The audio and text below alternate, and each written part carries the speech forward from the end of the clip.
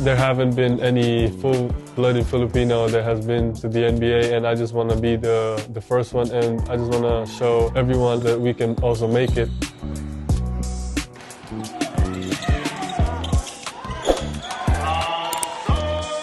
My dad always told me to watch films of Hakeem Olajuwon, Tim Duncan, those guys, and I just kept watching, you know, every day.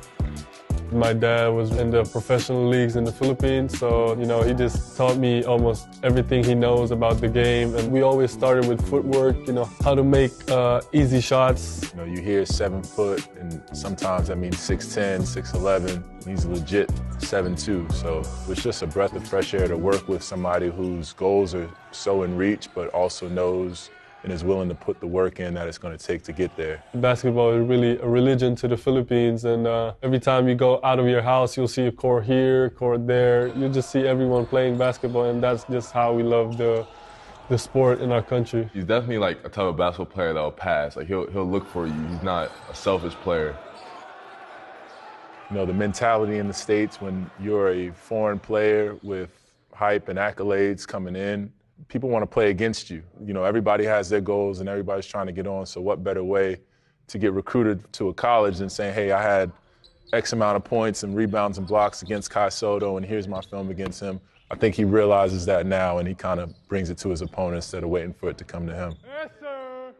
Yes, sir. The first few months, I'm just getting used to the culture, the people, and the basketball here, and I'm just very happy that I have my whole family here. I didn't really know a lot of things about college recruitment because in the Philippines I was still at the 10th grade, so I wasn't really focused on any college. But when I came here, you know, I just got a little shocked that things are happening so fast, and I just have to be ready for it.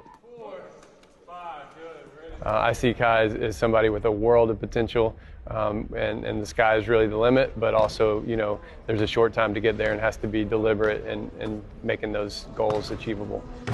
Two more shots.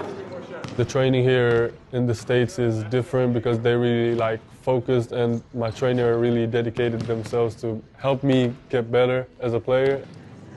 One thing that we wanted to really work on, getting him to be more NBA ready, which means, you know, can he handle the NBA pace of the game, physicality, can he use his length in a meaningful way, does he stretch the floor consistently, can he guard players, can he guard in the post, can he guard off switches.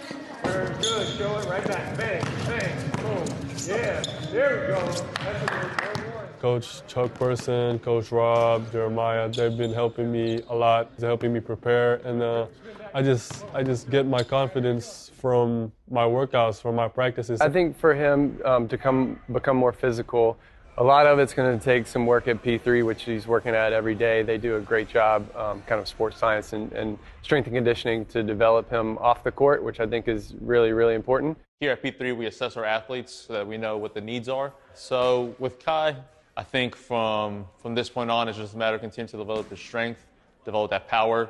He's going to be playing and matching up against guys who are bigger than him, so making sure that he is able to match that intensity on the court, but also making sure that he stays healthy to be able to compete year-round. That was a moment in time for him at Basketball Without Borders where all 30 NBA teams are there. There's high-level kids that are his age that are there, and he's able to see, you know, I didn't make the first team. I wasn't MVP. I wasn't on the first team all camp. And so what are the things I need to do to improve?